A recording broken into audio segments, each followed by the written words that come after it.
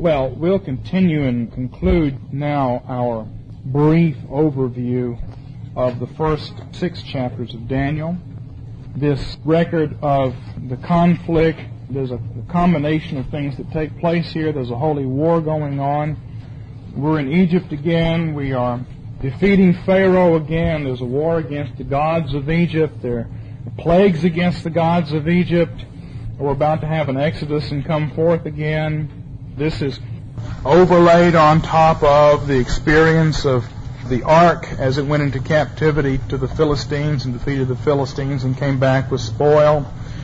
One of the things that Bible history does is it repeats the same patterns over again, but as it does, it can add and combine these things so that by the time you get to Jesus, all the patterns are simultaneously being fulfilled at once. You start with a simple Exodus pattern. Abraham goes into Egypt because there's a famine. Pharaoh attacks the bride there. God plagues Pharaoh. Abraham comes out with a lot of spoil. That happens again with Philistia. It happens again with Isaac going into Philistia. It happens again with Jacob going into Mesopotamia. Then it happens in a big way with the Hebrews down in Egypt. It happens again and again, and each time it's broader, bigger, more things are factored in so that by the time you get to Jesus, on the Mount of Transfiguration, Jesus says he's going to accomplish an exodus at Jerusalem, and all of these things that have happened before then are fulfilled in Jesus. Daniel's fairly late in Bible history, and so there are analogies to several of these cycles of events here. And we were looking at the first 5 chapters and this conflict. And we saw that the vessels go into captivity, the gold of the temple, and that's what makes war with the Babylonians. I should add, and this from last year's conference we discussed this some, if you look at the building of the tabernacle, you'll find that the Ark of the Covenant is the heart of the tabernacle that's set up in Moses' day. And so that's where God's presence is. God is enthroned above the cherubim on the mercy seat of the ark. The 10 Commandments are in the ark. And when the ark is taken into captivity, that's when God leaves the temple. Now, if you look back at 1 Kings chapter 6, as we saw last year, it's the gold of the temple that signifies the presence of God in the temple.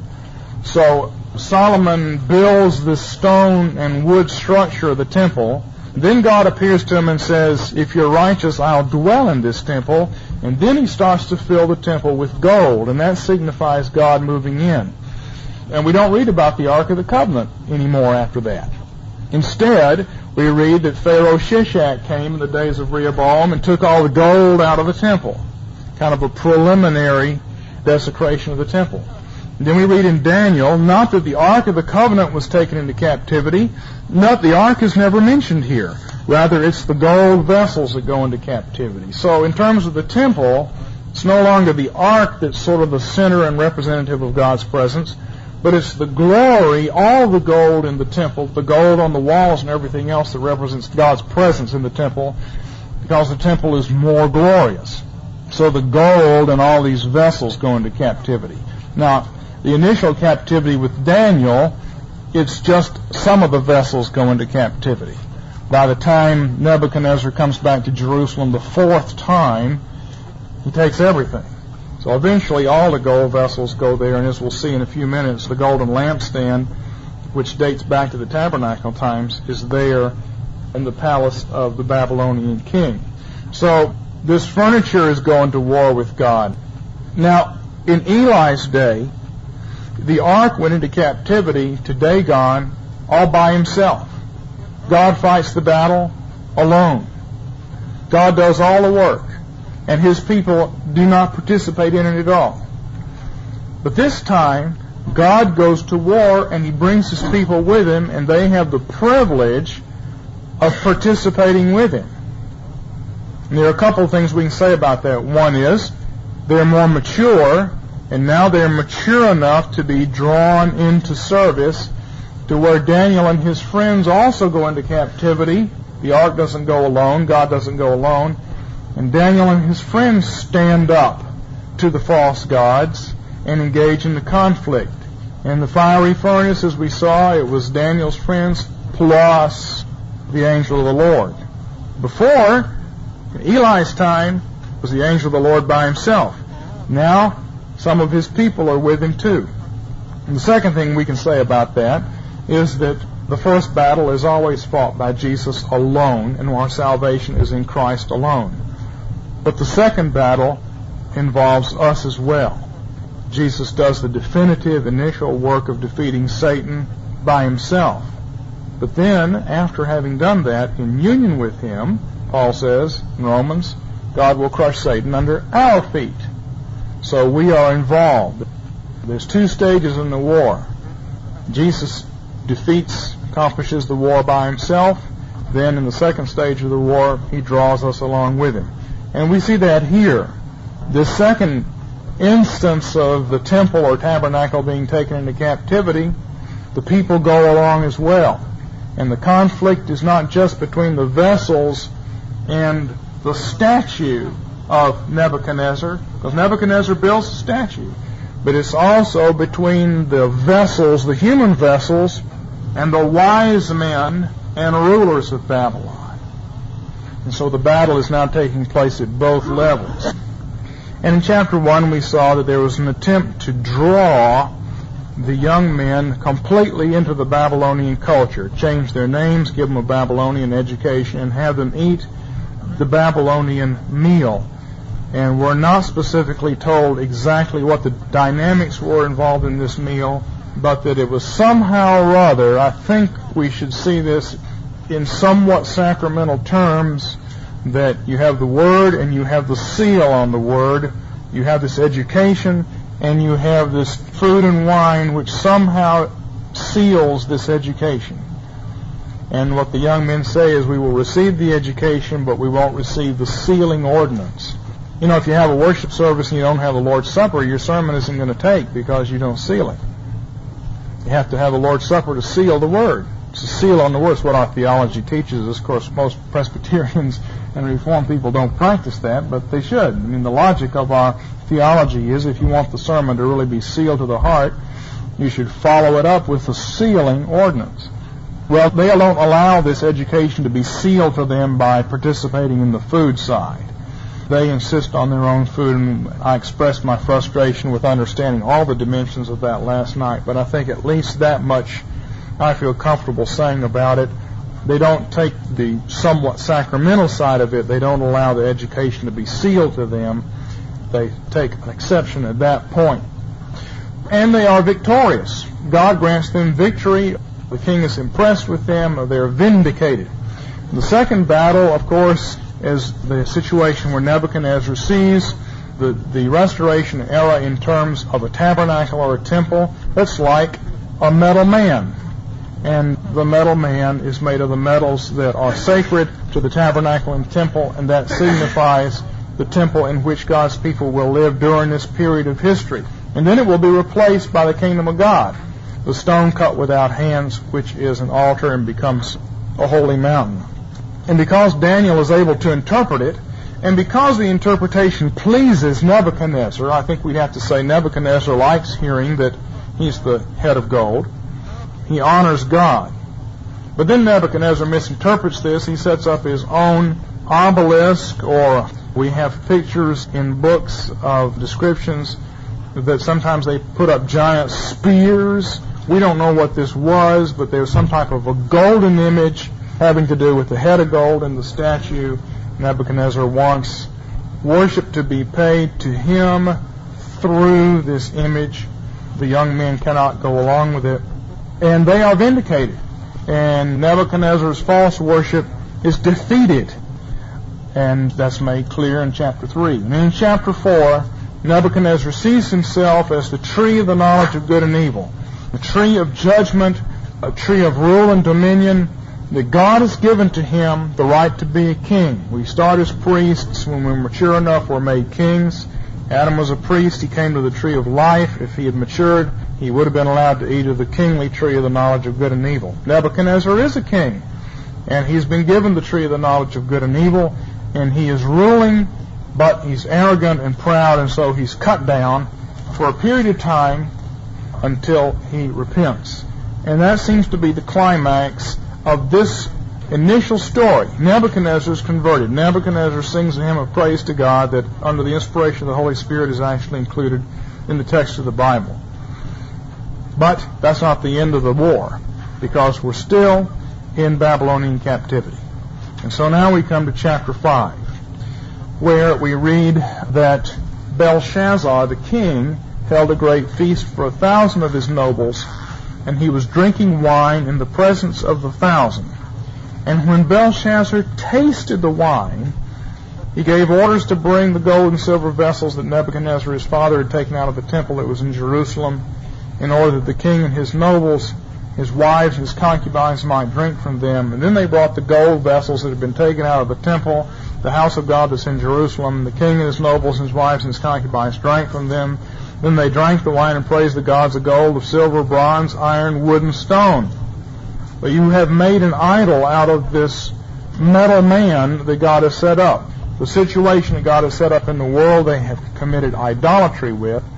Then he says, suddenly the fingers of a man's hand emerged and began writing opposite the lampstand, which I think in context has got to be the lampstand out of the tabernacle, on the plaster of the wall of the king's palace. The king saw the back of the hand that did the writing, or the palm of the hand that did the writing. Now, what's the setting here? I have given you a most probable scenario from your notes. We, as I mentioned, we have not dug up yet, maybe someday someone will, a complete Babylonian chronicle. And we don't know about the last part of Nebuchadnezzar's reign. We don't know much of anything about his successor, Evil-Merodach. We only know a little bit from other records. We do know that Belshazzar wasn't really the king of Babylon in the fullest sense. His father Nabonidus was. But Nabonidus didn't live in Babylon. He lived out in Tema, worshiping this god that he preferred and offending the Babylonians no end. Apparently, he left Belshazzar back behind as king in his stead, what we would call pro-rex, one who is king in the place of the king. And Belshazzar is actually serving as ruler during this period. And the first year that Belshazzar stands in for Nabonidus, Daniel has a vision. We'll see it in chapter 7. The third year that Belshazzar stands in as pro-rex for Nabonidus, Daniel has another vision. But now we come right up to the end. And this is just a few hours before Cyrus takes the city over. And we find that Belshazzar is having this big feast. And all the nobility and lords of the city are present. Now, usually that's interpreted to mean, well, this guy was so degenerate and immoral that while Rome burned, he has a feast. You know, the Persians are at the gate. The Persians have been marching across. They've already defeated Nabonidus. Nabonidus has fled, and no one knows where he is because he went out to fight him. And now Belshazzar is back there in Babylon. They just decide to have a big party and drink up all the wine in the cellar before the Persians come and take over. That's not likely, and that doesn't seem to be the context. As a matter of fact, what is far more likely, given the chronology, is this. Nabonidus has been defeated. Nabonidus came back from Saudi Arabia to fight Cyrus. Cyrus defeats him. Nabonidus flees. Nobody knows where he is, but he's still the high king. Belshazzar's back in Babylon. Now we have a crisis, and we have a crisis of confidence. Belshazzar decides to proclaim himself co-ruler because Nabonidus has disappeared.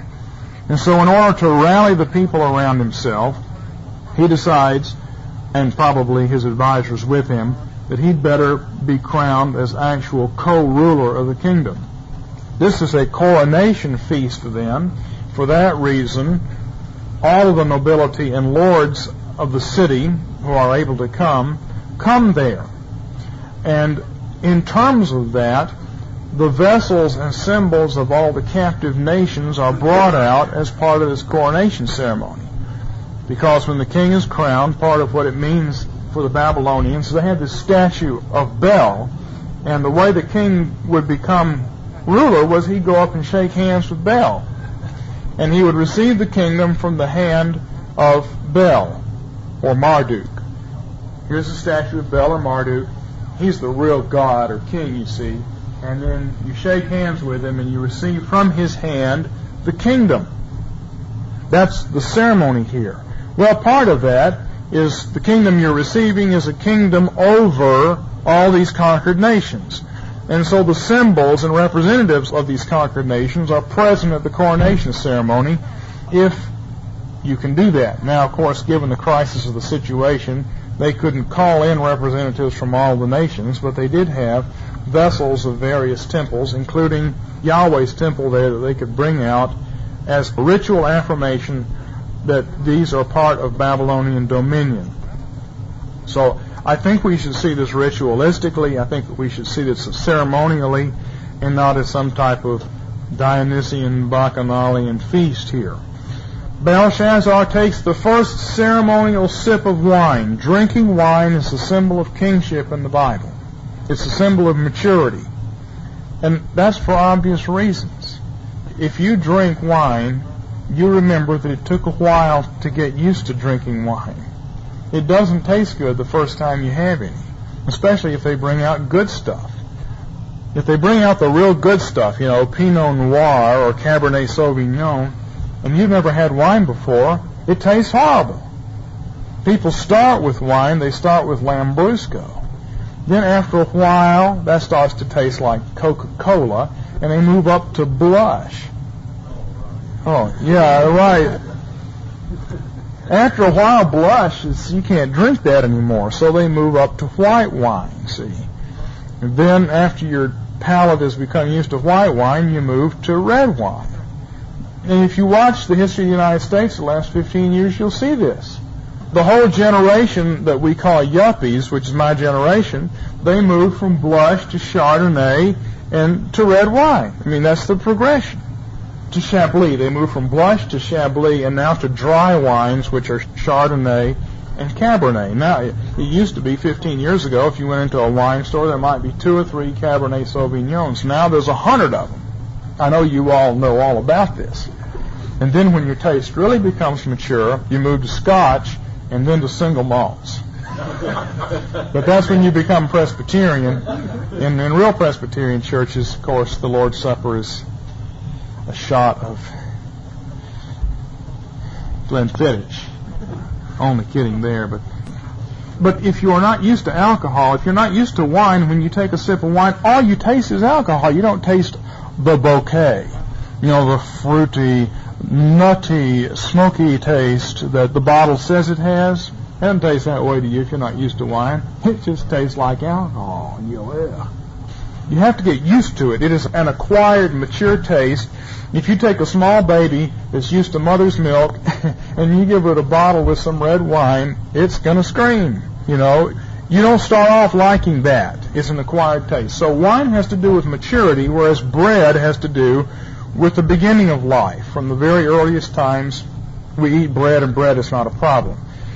And I don't say this to say that you're immature if you don't drink wine, but I'm saying that in terms of the imagery and what wine is, you have to be mature to like it. You may choose not to bother with it at all, but if you're going to get into alcohol, it'll take you a while to appreciate good wine. And it'll also take you some money. So wine has to do with maturation and development. You start with bread, you wind up with wine. And in the Bible, you will always find wine associated not with priestly service, which is where you start, but with kingly dominion, which is the second phase of the kingdom. So Noah, after he's given the right to exercise rule, makes wine. Ahasuerus, the godly king, as I understand him, Darius, in Esther, there are 7 decrees in Esther, and at every one of those decrees, the king is taking a ceremonial glass of wine. He has a glass of wine and he issues a decree. They go together. Whereas the priests are never to drink wine when they're on the job. Whereas the king, while he sits on his throne, has a glass of wine in his hand. Pharaoh threw his cupbearer into jail. Joseph becomes the cupbearer. Joseph has the silver cup that's put in Benjamin's sack. Nehemiah is the cupbearer to the king. The king sits on his throne. Nehemiah brings them the ceremonial cup of wine. That's part of what's going on here. Belshazzar isn't drinking wine here because he's having a drunken orgy. He's drinking wine as a symbol of his kingship. I honestly think that that's far more the idea of this passage, because he's presuming on something. And he presumes to be king and not acknowledge the true high king, who is God himself. So I think that this is the first ceremonial sip of wine, and as soon as he does that, then they order that the golden vessels be brought out. He issues a decree. His decree is, let's humiliate the God of Israel. I'm king. I'm in charge. This is the member of the Pharaoh who knows not Joseph. I'm in charge, and we'll bring out these golden vessels if they haven't been brought out already, and we'll make use of them.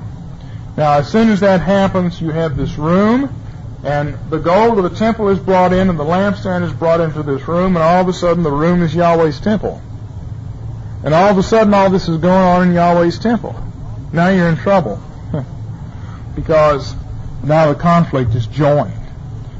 Well, it's just amazing how this is written here. I don't know quite why it says this, but it says in verse 6, as soon as the hand wrote on the wall, the king's brightness changed, his face grew pale, his thoughts alarmed him, his hip joints went slack, and his knees began knocking together.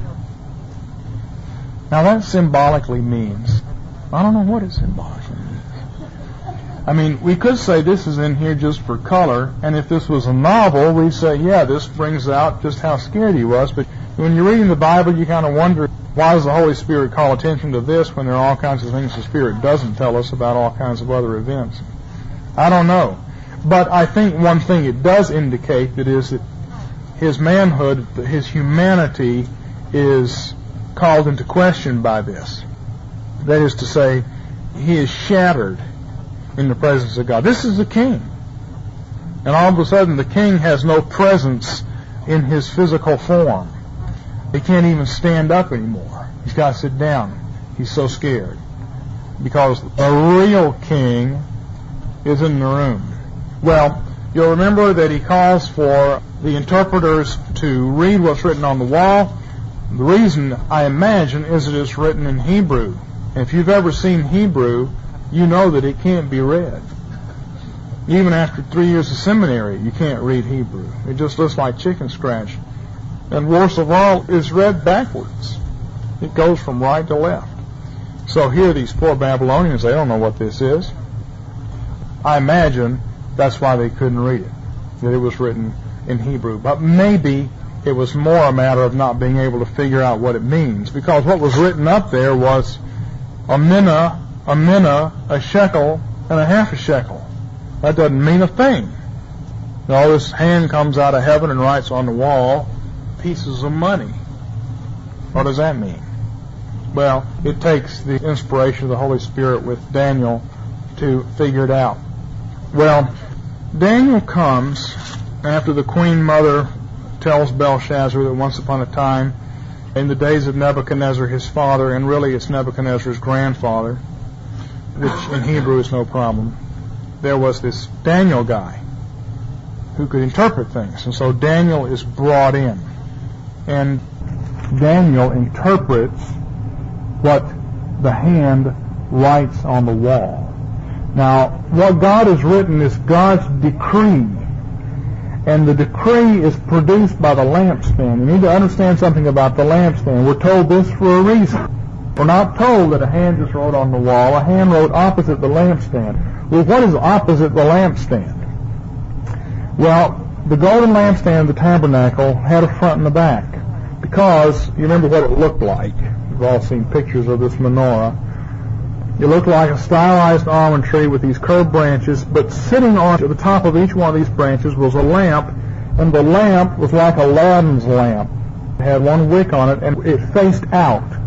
So the light shone across the room onto the table of showbread, and what that symbolized was God watching Israel. In fact, the word for almond is the same as the word for watching, and the almond staff of Aaron meant that Aaron was the watcher of Israel. The lampstand meant that God watches Israel. And back in Jeremiah, you may remember Jeremiah sees an almond branch, and God says, that's because I'm watching Israel. So here's this almond tree lampstand, and the flames are in such a way that they stand over against the showbread, and God is watching Israel. And as this watching takes place, the decree is given. Now look back at Daniel chapter 4, and you'll see the connection between these two passages. Nebuchadnezzar, in his vision, sees a watcher, and the watcher comes and issues the decree, verse 17.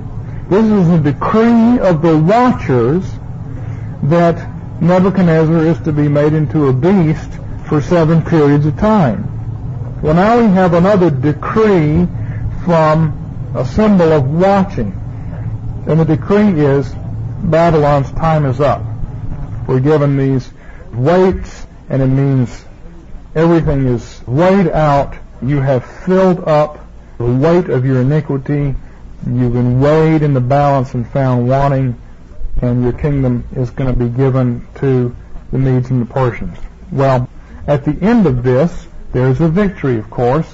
Belshazzar, in keeping with his vow, gave orders and clothed Daniel with purple and put a necklace of gold around his neck, and issued a proclamation concerning him that he was now the 3rd ruler in the kingdom.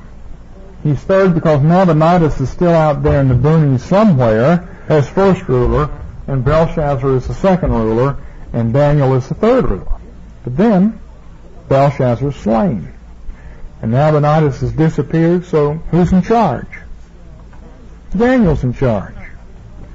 And Darius the Mede comes into the city and receives it from the hand of Ugbaru, the Persian general who took the city. Ugbaru took the city. They came into Babylon, and they were welcomed by the Babylonians, who didn't like Nabonidus because he defended them year after year, and they viewed the Persians basically as deliverers. So the Persians didn't have any trouble taking the city. I'm sure there were some skirmishes, but it was not terribly difficult. And after Ugbaru received the city, he gave it to Darius the Mede, so Darius received the kingdom, and then, of course, they would bring him to Daniel, who is administrator of the city. And we move to the final battle that's given us here in the book, in the first phase of the book, the battles of the 70 years. Then we'll look at the battles of the 70 weeks, but we got to look at the battles of the 70 years first. Darius the Mede receives the kingdom. Who's Darius the Mede? Good question. If you look at the older commentaries, they are all pretty sure that this is Astyages, Cyrus's grandfather, who was the ruler of the empire of Media. Remember, I mentioned last night that the whole time the Babylonian Empire was here, off to the east there was this big Median Empire. And Astyages was one of the rulers here, and he was the grandfather of Cyrus. And when Cyrus and the Persians went on the march and decided to conquer everything, they went to the capital of Media, and Susa, Shushan, and conquered it, and wasn't any big deal. I think Astyages apparently said, if you want this kingdom, you can have it. I'm old and tired. So they were really friends, and we know that they got along fine for years afterwards. And the view was that somehow or other, Astyages was with Cyrus. Cyrus conquers Babylon, and he leaves Astyages the Mede, who is called Darius. Darius is just a thrown name. It means doer of good deeds. It's not a personal name. It's a title. King do good. And it's a Median word, not a Persian word. I know this because I've studied Median and Persian. No, I know this because commentaries and scholars say so. So he leaves Astyages, his grandfather, in charge of the city while he goes off and conquers some other places, and that's who this is. Well, the problem is there is no evidence whatsoever that Astyages ever left his kingdom or went on the march with Cyrus. There is no particular reasons to say this. It's entirely a supposition. About 100 years ago, the suggestion was made that this was Gubaru, the governor of Babylon. And this was defended at length by John C. Whitcomb in his book Darius the Mede, which was published in the 50s and has been widely received since then. But more recently, problems have come up with this view.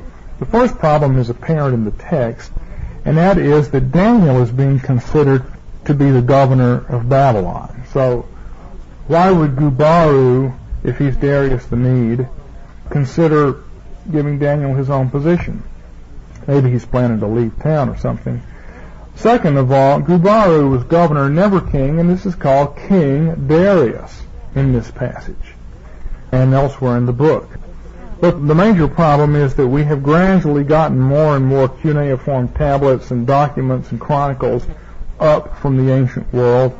All the stuff that was taken 100 years ago and put in the British Museum is being sorted through decade after decade, and they found information that really kicks that theory in the head, because it appears that Gubaru did not become governor of Babylon until about the 5th year of Cyrus.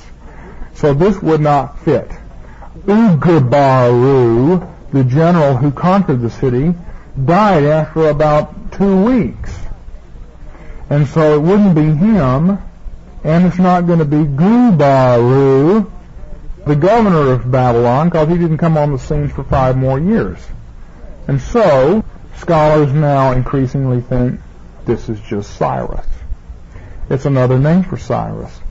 All of these kings had several titles, and insofar as Cyrus was the king of the Medes, he had the throne name Darius, which is a Median throne name, the doer of good deeds.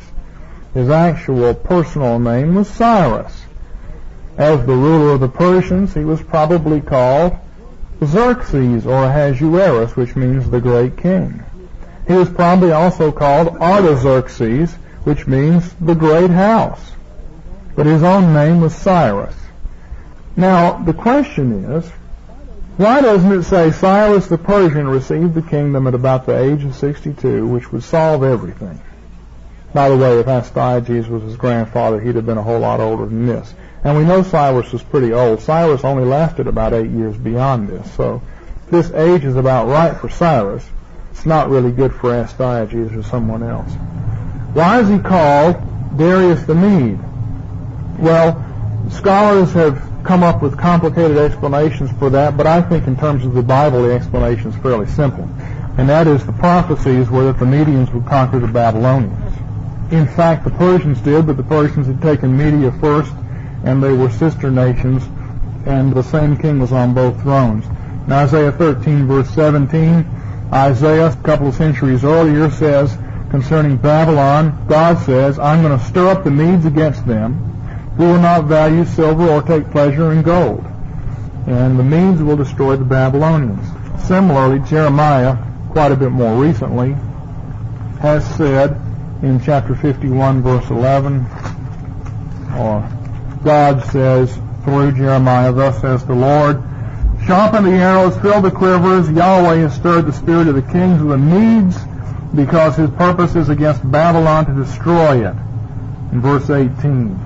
Has nothing to do with this. I don't know why I have down verse 18. That's just a mistake, obviously. Oh, verse 28. Consecrate the nations against her, the kings of the Medes, their governors and their prefects. Well, the Median Empire had already been conquered by Persia at this point. So if you want to be mean and nasty about it, and if you want to be a liberal dog and be a barking dog and a snorting pig in your approach to the Bible like liberals and critics are, then you would say the Bible's wrong here because the Medians didn't conquer Babylon, the Persians did. But of course, as a matter of fact, Cyrus was king of the Medes, and so the prophecy is fulfilled. The Medes do conquer Babylon when Cyrus conquers Babylon. Also, understand this.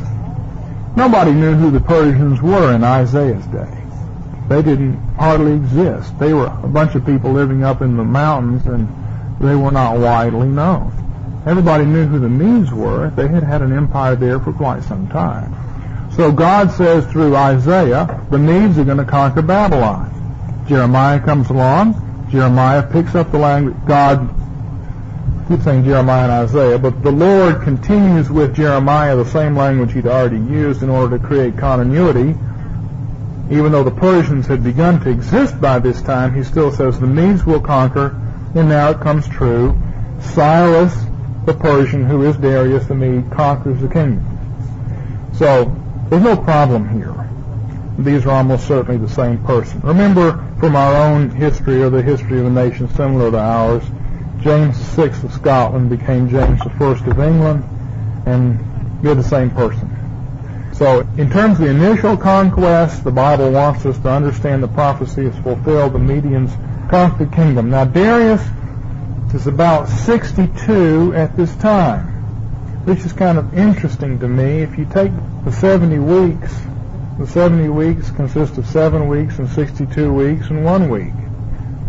And here we've got the 70 years of Babylonian captivity, and during those 70 years, Cyrus has lived 62 years, which leaves a 7 and a 1 left over. The reason that I say that is because I look at this and I say, who cares how old he was? We're not told how old Belshazzar was. We're not told how old Nebuchadnezzar was. For some reason, we're told how old Darius or Cyrus was. Why? Then I look at the number 62, and it links in with the book of Daniel. So it would seem that there's a correspondence between the 70 years and the 70 weeks in a lot of ways. Okay, the distresses of the 70 years are amplified in the distresses of the 70 weeks. Part of what makes Daniel upset in chapter 7 is he thinks, the 70 years of captivity are going to be over and we're going to go back into the land. And God says, well, actually there's going to be 70 weeks of more trouble. And that's upsetting to him. So these correspondences exist, and there seems to be at least a hint of the correspondence here in the use of the number 62, breaking up the period. Well, Daniel 6 is really pretty much packed with stuff. And Sunday school leaflets with Daniel in the lion's den, we have that in mind, and so we will tend to not think about some of the stuff that's here. But let's try to take a fresh look. Cyrus comes to the city, and he likes Daniel. Chapter 6, verse 1, seemed good to Darius to appoint 120 satraps over the kingdom, that they should be in charge of the whole kingdom, and over them 3 commissioners, of whom Daniel was one, that these satraps might be accountable to them, that the king might not suffer loss. And Daniel began to distinguish himself among the commissioners and satraps, because he possessed an extraordinary spirit, and the king planned to appoint him over the entire kingdom. It's very likely that Cyrus knew Daniel quite well from the past. Daniel was an official of the Babylonian court. We will see a little bit later on that Daniel apparently was in Susa at one time on business from King Belshazzar. So he was at the Median court. He would have been known to Astyages and Cyaxares, and probably known to Cyrus. Cyrus has been around for 62 years. Daniel is now about 88 years old. Chances are these guys knew each other. It's like the Secretary of State of the United States has met people in foreign nations. He knows who they are. So Daniel's probably already known. Moreover, Daniel's in charge of the city, so it's logical that he will be favored, and he distinguishes himself right away.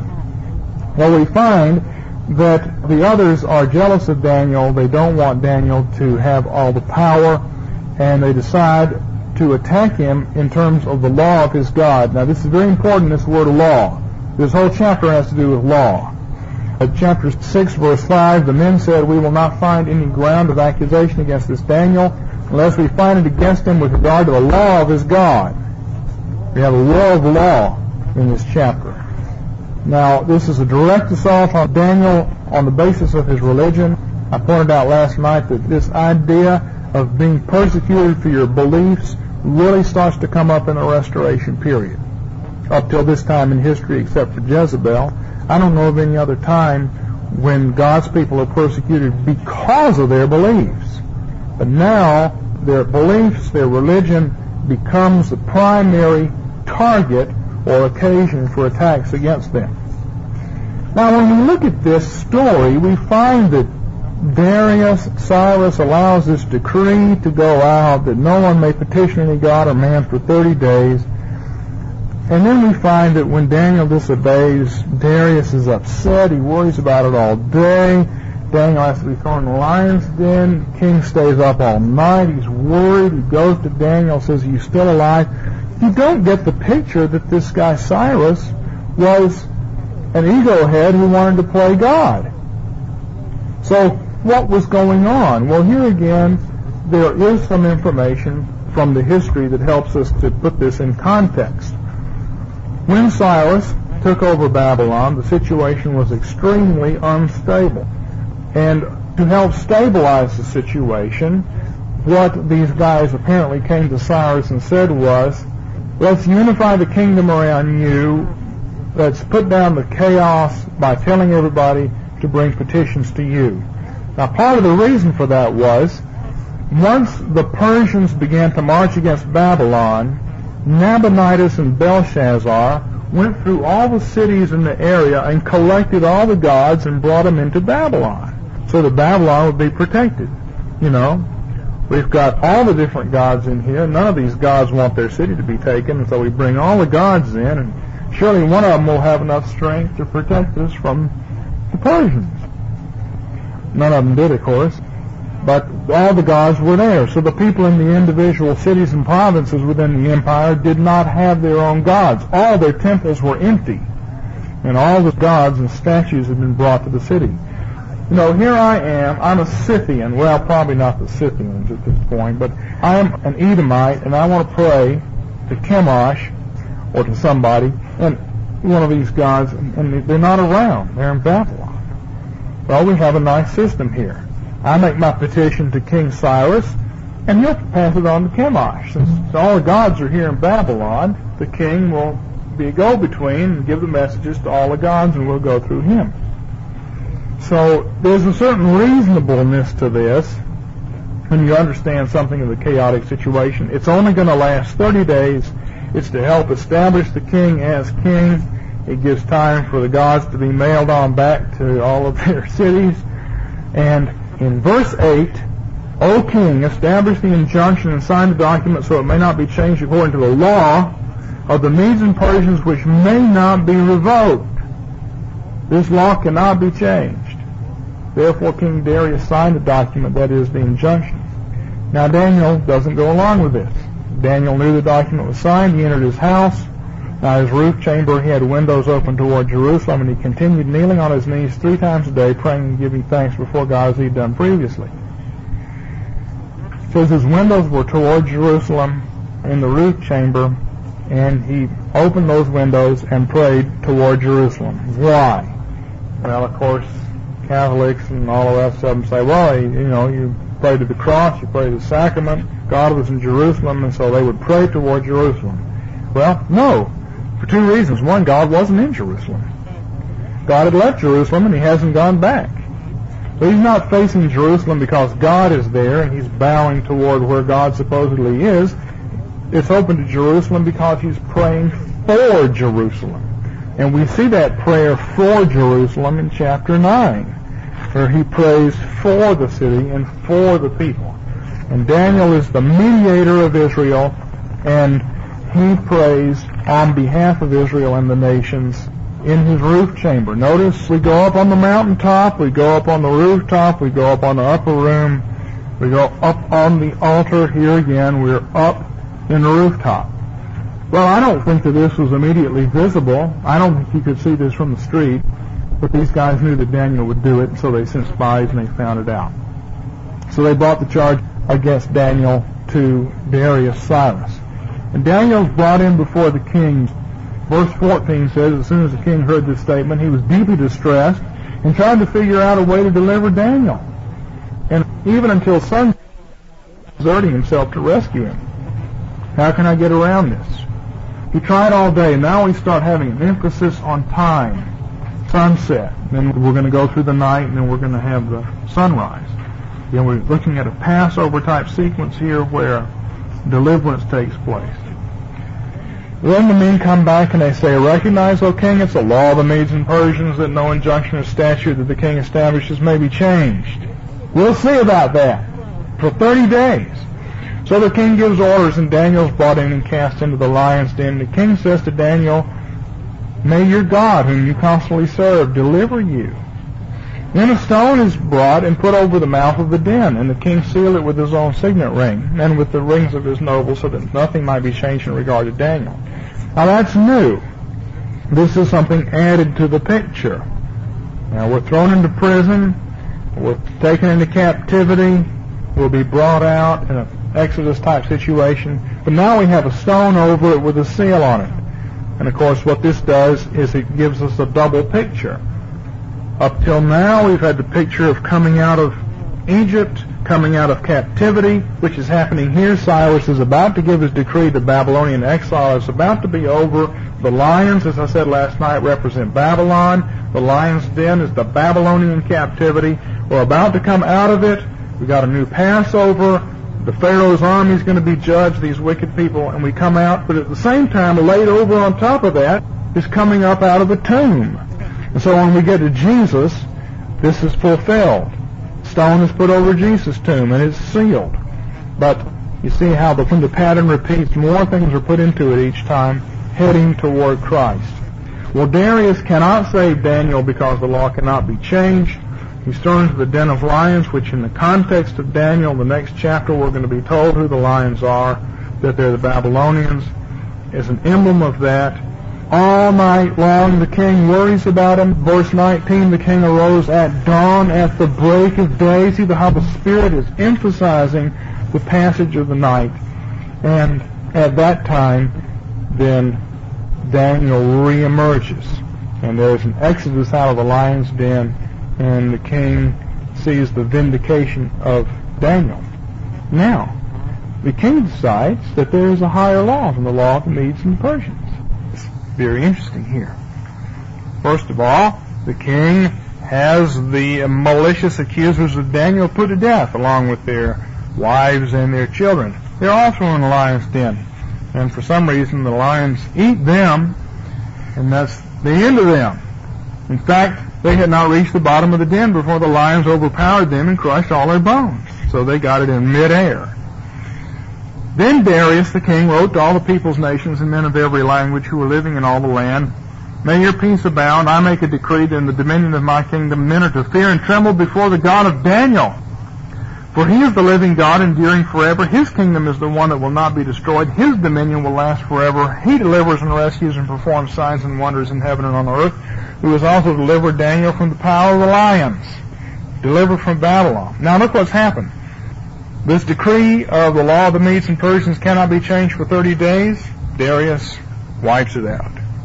So much for the laws of the Medes and Persians. It can't be changed. He's quite ready to break it. Before, Cyrus was the one who was supposed to be prayed to, only Cyrus. Now he says everybody is to pray to God Most High. He is the true God. See, this is all Cyrus stuff. I mean, in Isaiah, God says concerning Cyrus, he is my servant. He will want to do my will. Everything indicates that Cyrus was a believer. His heart goes out to Daniel. He is on Daniel's side.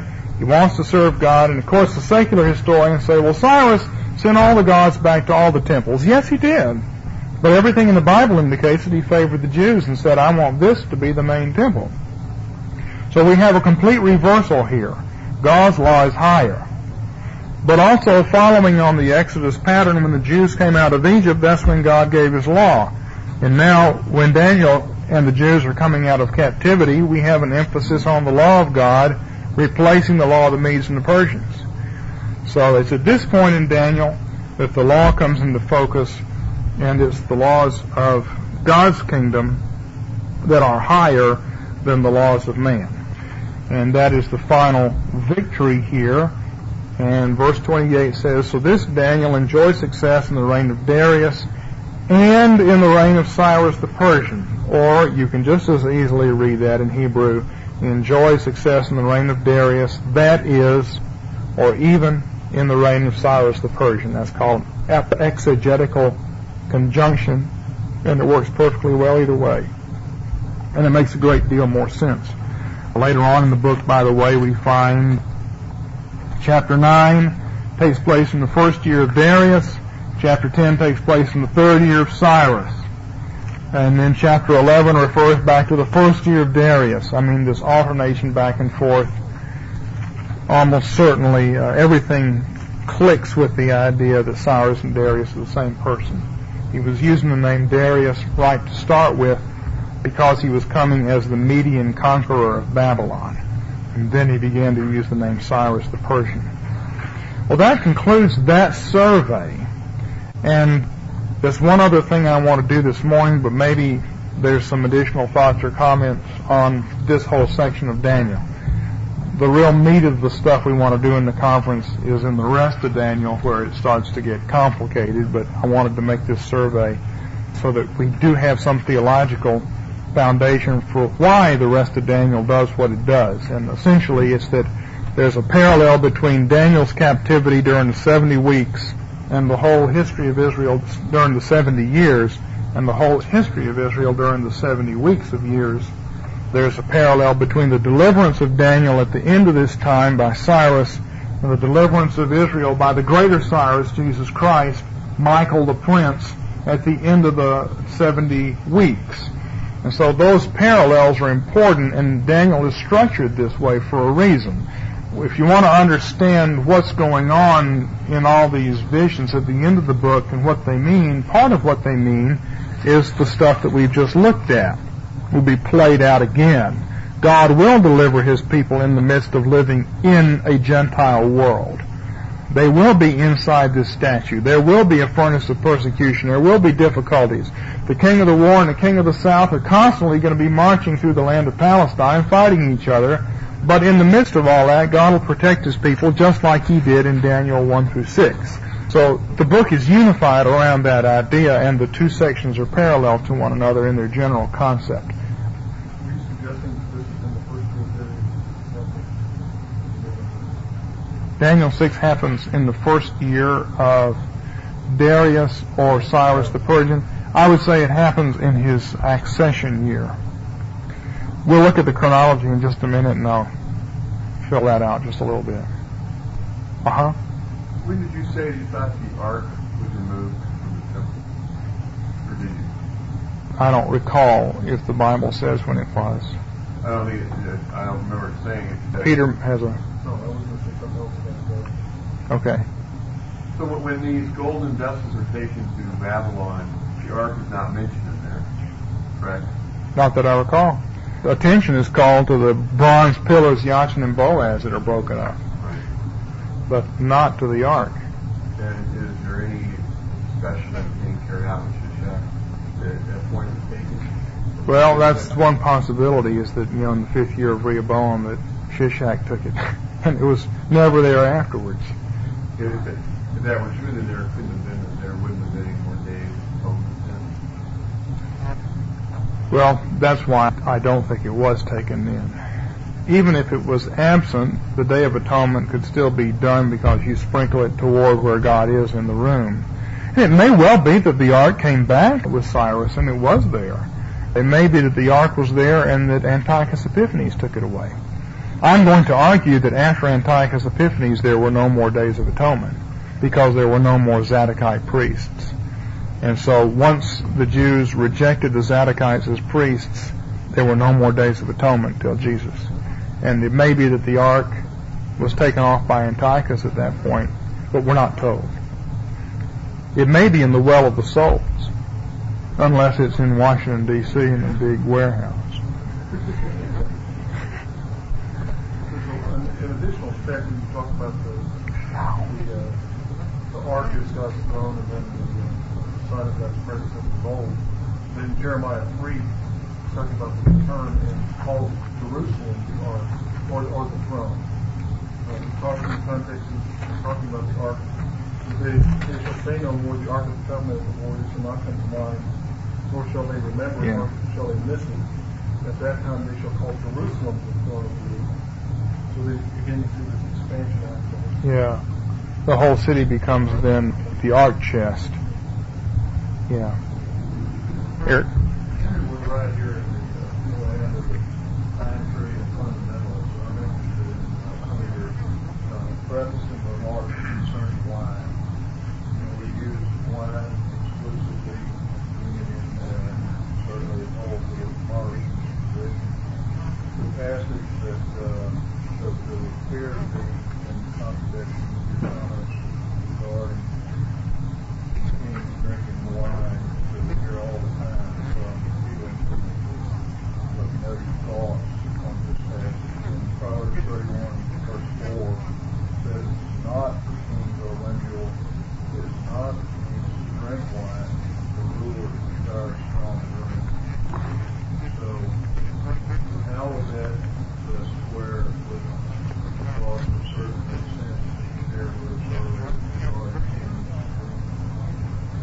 Well, I just think you have to put it together and say it's not for kings to be habitually drinking wine.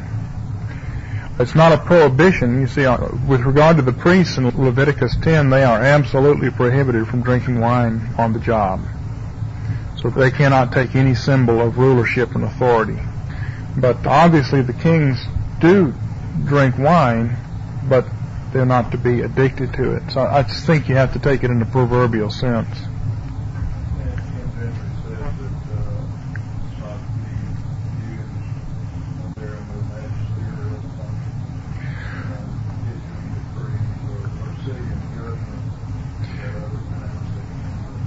Well, I would have difficulty with that because it appears to me from the Bible that at least in a ceremonial sense, a small amount of wine or having the cup in their hand is a symbol of the king's actual authority. So obviously, the king is not to toss down 3 goblets of wine before he passes judgment and here's a trial. On the other hand, it seems to be a symbol of his office to have the cup there because the cup bearer has a ceremonial position. So it doesn't appear to me that the Bible is saying kings can drink wine when they go home and take their shoes off. It looks as if it's when they're on the throne that there is some symbolic association with wine. Do you read these last night why wine is symbolic of that? Something you see. I think bread and wine correspond to the tree of life and the tree of knowledge of good and evil. Bread is alpha food and wine is omega food. I have a whole bunch of stuff on dietary laws and food in the Bible that goes into that a whole lot more. Wine and bread. Oh, yeah. Somewhere. Let's look at the chronology charts that I put in here just to give you a little bit more filling in. If you go back to the front of your notebook, you find this triangle chart and then the Zechariah night visions, which again give you a Passover motif. You go down to midnight and you come back. You also find that in Esther. The judgment is on Israel in Esther until the king has this sleepless night. He cannot sleep, and he asks for the books to be read, and he hears about what Mordecai does, and everything changes. Early in the morning, Mordecai is brought out and honored, and Haman is humiliated, and that's the big change, and it happens during the night. We're supposed to understand that these things link with each other. You'll find a chronology of the Babylonian captivity. Just a notice, you've got 3 lines here of numbers next to the dates. The numbers of the captivity or of Babylonian dominion. I really should have called that years of Babylon rather than captivity. Second, the years of the desolation of the temple. In the year 591, Ezekiel 8 through 11 shows God abandoning the temple, and then the years after that, the next year would be year 1. Then in the 9th year of Zedekiah, year 588, the investiture of Jerusalem begins, and that starts what Zechariah calls the desolation of the cities of Judah. Because if an invading army comes and surrounds the city, it's going to just devastate the surrounding towns. They are all going to be impressed. Their women are going to be abused. They're going to be required to provide food and whatever else to the army. And so the cities of Judah are desolated at that point. And then the city falls in 586, and that would be year 1 from the destruction of the temple. Now, if you follow these 3 chunks of numbers down to the 3rd page, you find the year 521 is the 70th and final year of the desolation of the temple, and that's Darius year 1. So the next year is the year that God would return to the temple, and that they're supposed to get busy building the temple. Now, what you'll see if you look at the detailed chronology, which is on the pages that follow, is that almost the whole year goes by and the Jews don't do anything about getting the temple rebuilt. And so it's at the end of that, after about 11 months, that Haggai and Zechariah come and they say, hey, get to work on this. You're supposed to get to work on it. Then in year 519, which is the 3rd year of Darius, that was the last year of the desolation of the cities of Judah. Zechariah in Zechariah chapter 1, in his prayer, says, how long will you be angry with the cities of Judah that you've desolated for these 70 years? When he says that, the 70 years of the desolation of cities of Judah are just about to come up. And so that fits very well. and then the temple itself is destroyed. 70 years after that is Darius year 5, and in Darius year 6, the year following, the physical temple is rebuilt. So you actually have a cycle, series of 70-year spans going through this time. The second thing I need to point out to you about these chronologies and chronological charts is this is real hard when you start getting into details to remember what's going on with these calendars. In the modern world, in the modern church, we have a church calendar, or some churches have a church calendar that starts in Advent, and then we have a secular calendar that starts January the 1st. So the church year starts about a month before the civil year does, for us. We don't actually number the church year. We don't say this is the church year 1994. But the liturgical churches do. If you get a liturgical calendar for 1994, the first month is going to be the month of December because the church year starts in December. And it'll be, your purple Advent month, and it'll run through. But 1994, as far as the civil year, it goes from January to January. The church year goes from December to December in the Western Church, in the churches that observe that. Well, our BC dates that you count back, when you look at the year 608 BC, that is January 1st to January 1st of that year. But as far as the ancient people are concerned, that is not how they reckon years. Almost without exception, years in the Bible are solar years, and the solar year starts with the autumnal equinox. It starts in the fall. However, the months in the Bible start in the spring. The first month is the month after the vernal. I wish I had a chalkboard up here because it would be a little bit easier. You just have to imagine this. But the first month of the year is the month after the vernal equinox starts. The first new moon, you have the vernal equinox, and you tell that by the sun, and then you watch the moon, and the first new moon, the sliver of the new moon appears. That's your first month, the month Nisan. And then Passover is during that month. Passover happens on the 15th day of the month when the moon is full. Every 15th month, these feasts always happen in the middle of the month when the moon is full and you can be out at night. That's the first month. So you have month 1, 2, 3, 4, 5, 6. Then you have the 7th month, which is the month Tishri, and that's the beginning of the year. So the first month of the year is the 7th month. Got that? Everybody say that. The first month of the year is the 7th month. Years are solar of the king. That is, the civil calendar of the kings is a solar year. The liturgical calendar of the priests are lunar months. The ecclesiastical calendar in the Old Testament runs by months. The civil calendar runs by years. Years start in the 7th month. 7th month is not July. The 7th month is October. So our numbered months start in January, but their numbered months start in April, essentially. Since they're lunar months, they're never exactly the same. The first month after the vernal equinox, which is approximately April, that's the first month. See how confusing this gets? It's confusing enough to live in the ancient world and have to live with this. But now we've got everything out of whack anyway. We number our months starting in January. They number their months starting in April. We start the year in January. They started their year in October. So that's why you have the detailed chronology here broken up into quarters, because that's the only way I can not go crazy trying to consider this. So what you're saying is September is really October. Yeah. Or October. October is the 7th month. It's Tishri. I'm using October, just so that we have a handle. But Tishri is approximately October. Might start at the end of September if the vernal equinox and the new moon comes right after the vernal equinox, or the autumnal equinox.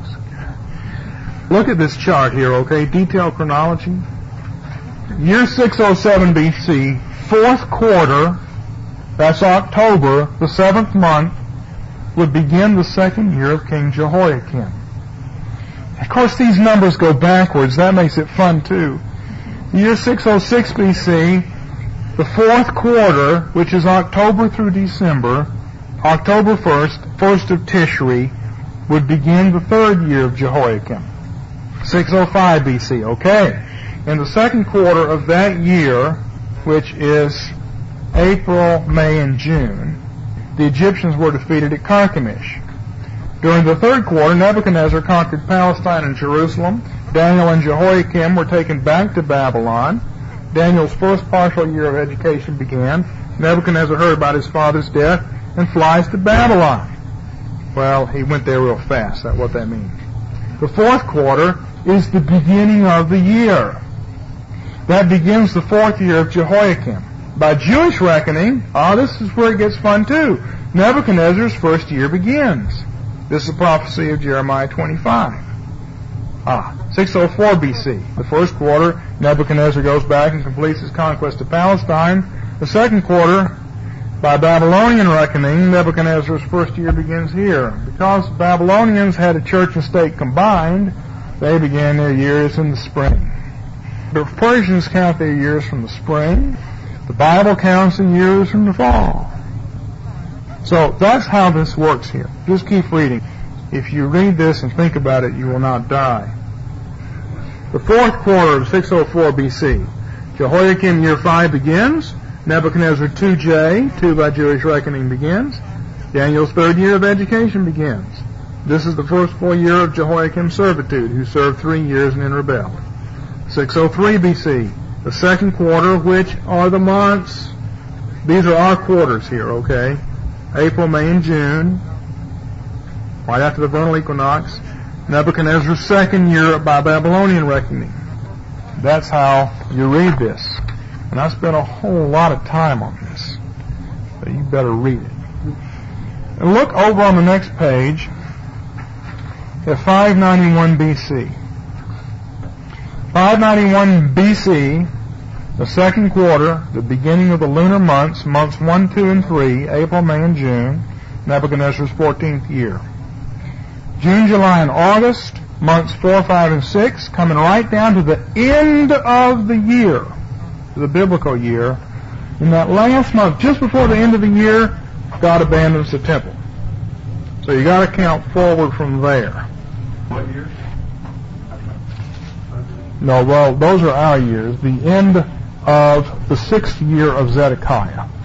Well, I mean, when you said end of the year, you're talking Bible year? Bible year, the end of the 6th year of Zedekiah. The Bible year is the 6th year of Zedekiah, which starts in the fourth quarter of 592 BC. It starts in October. And just before October of 591 BC, God abandons the temple. Right at the end of the 6th year of Zedekiah. That's 591 BC. Now, subtract 70 years from that, we get to 521. And turn over here to 521. In the third quarter, the 6th month, the last day of that month would be the end of the 70 years of God's desolation of the temple. So the next day, they should start building on the temple, because the desolation is over. But they don't. They wait around almost a year, and so we go into the next year, the third quarter, 6th month, first day. Haggai jumps down their throats for letting a year go by without building the temple. You see, that's why Haggai comes as it does. And in the fourth quarter, we get more prophecies as we move into the next year. Zedekiah and Haggai make promises to the Jews because they have actually started almost a year late. That's how you're going to have to read this. 588 BC, look back there. In the first quarter of the year, the 10th month, months 10, 11, and 12 are January, February, and March, because month 1 is April. So months 10, 11, and 12 are January, February, and March. So they're in 588 BC, but near the end of the lunar year and the beginning. I can't do that. It's too much. That's when the investiture of Jerusalem begins, okay? And you can count down 70 years from then. To find it exactly, you got to do it by quarters. Now, I've tried to keep this up enough for you to where you aren't totally confused. Look at page 4 of this in 539 BC. This is the destruction of Jerusalem, and this is the events more precisely. The 4th quarter of 539 BC is the 17th year of Nabonidus. Cyrus is on the march, and right at the beginning of this month, Nabonidus flees. Belshazzar proclaims himself co-regent. The city falls. Ugbaru runs the city for 17 days, and then turns it over to Cyrus Darius, so that Darius the Mede received the kingdom. 8 days later, Ugbaru, the governor, dies. This is before he has even begun to resettle who is who in the city. A new governor is needed. Daniel is the most favored candidate to be governor of the city because Ugbaru is dead. And that's when the events of Daniel 6 take place. They're considering Daniel to be governor because Ugbaru is dead, and what we just considered in Daniel 6 takes place. Since this is the 17th year of Nabonidus, it is the accession year of Cyrus Darius the Mede. So this is year 0 of Cyrus.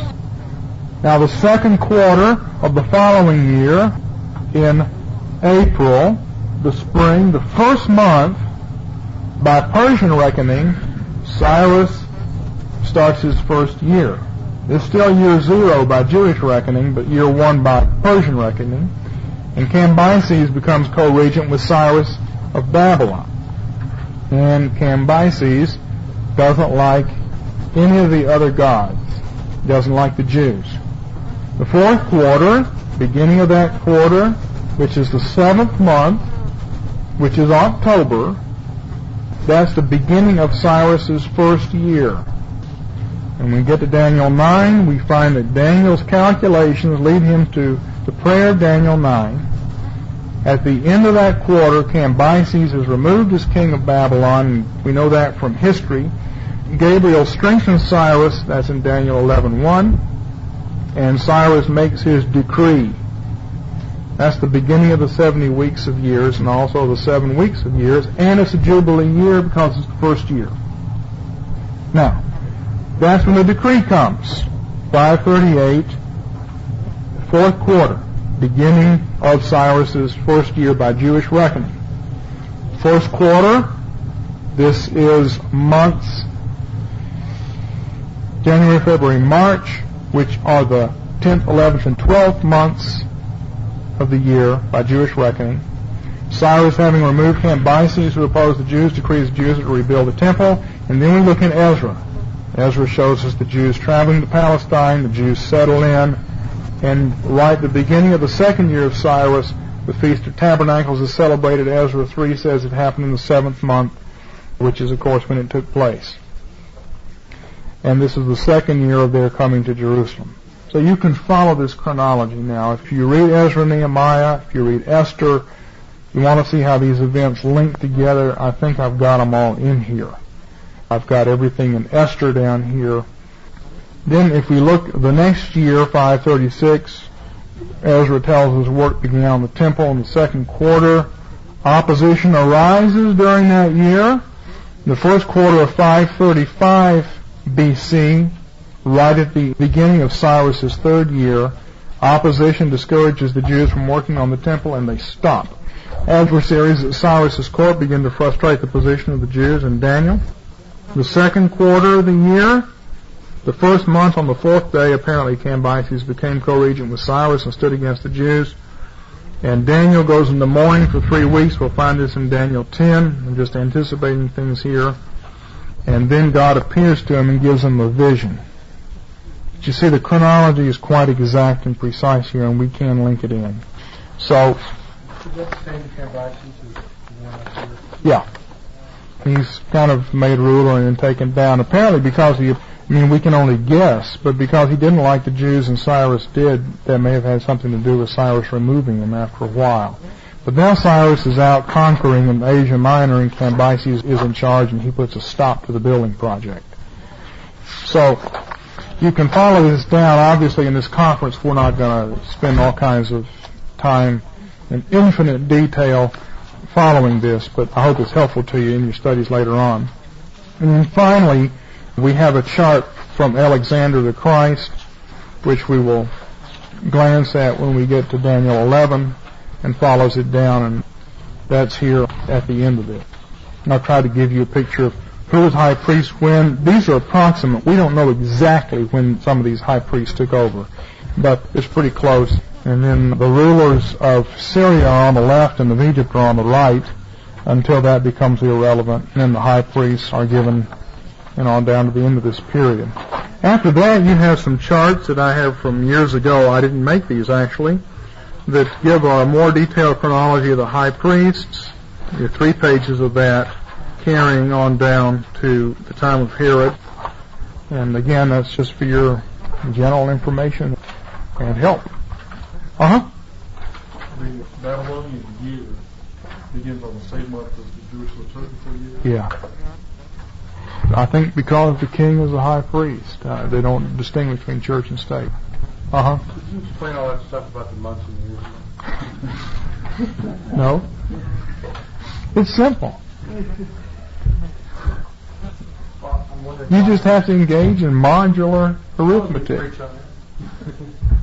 How'd you preach that? Same way I preach 1 Chronicles 1 through 12.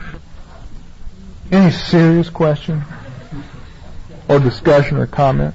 I just want to point out, I also have it.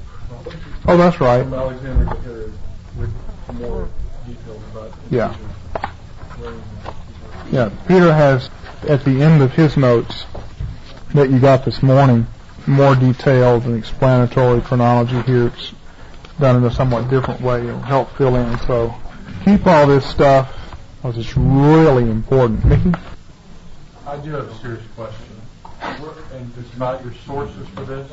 Okay. Because you'll read even the new commentaries and you'll see that Sarge decree sometimes say it's 537, sometimes 536. Yeah. Where do you get this stuff? That's just the best I've been able to figure it out. Also, there's been a series of articles in the Andrews University Seminary Studies magazine by William Shea, who's kept up with all this in a lot of detail, and he's the person who has done the best job of reconstructing the actual course of events and the reigns of Cyrus and Nebuchadnezzar, and I'm trusting his work as he brings stuff out of the Babylonian Chronicles and everything. SHEA. Same guy did all this past. Yeah. Andrews University? Yeah. Yes, it's Seventh-day Adventist, but he's doing the work, so there you are. It's good stuff. Yes, sir. What has happened to Daniel in between what you proposed, his elevation to right-hand man after conflict 2, and now the fifth conflict, he seemingly rises out of obscurity? Yeah, Belshazzar doesn't know who he is. What is taking place here now? I just think we have to understand that there arose a Pharaoh who knew not Joseph. Somehow or other in between times, or Neriglissar or one of them wasn't interested in him and deposed him from his positions of authority. And he was probably still a civil servant. It appears in the 3rd year of Belshazzar, as we'll see, well, it's right here. Chapter 8, in the 3rd year of the reign of Belshazzar, which is when he was standing in for Nabonidus while Nabonidus was down in Saudi Arabia. The 3rd year of Belshazzar, the king of vision, appeared to me Daniel after the one that appeared previously, and I looked in the vision, and came about while I was looking. I was in the citadel of Susa, which is in the province of Elam. Well, the question is, was he there in vision, or was he really there? It's possible that he was really there on business of the court among the Medes, because that's where he is. And he sees that God is among the Medes. And part of the meaning of this vision is that God is out there among the Medes raising up the judgment upon Babylon. And Daniel is shown that. But at the end of this chapter it says, I was exhausted and I got up and carried on the king's business. So during the reign of Belshazzar, Daniel was still working for the government and doing the king's business, but apparently the king didn't know him personally, so he was no longer close to the court as he had been formerly.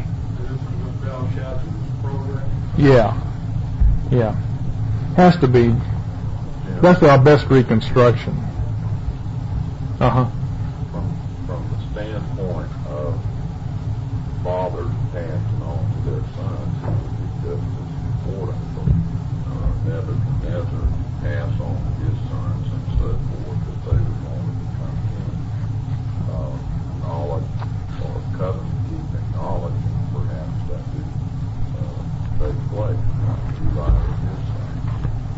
Well, apparently Nebuchadnezzar did pass to his actual son an affection for the Jews, because Nebuchadnezzar's son was Evil-Merodach, and we're told that he elevated Jehoiachin and honored him when he became king, probably at his accession ceremony. But Neriglissar overthrew and slew Evil-Merodach, and probably that's the point at which the Jews fell out of favor and Daniel fell out of favor. And Belshazzar is related to Nebuchadnezzar in that Neriglissar was married to one of Nebuchadnezzar's sisters or daughters or something, but Nabonidus and Belshazzar are indirectly related to Nebuchadnezzar because Nebuchadnezzar's actual son was assassinated and the kingdom was taken over. That seems to be the history of what happened and a logical explanation as to how Daniel no longer was in favor. Well, good. We'll stop now.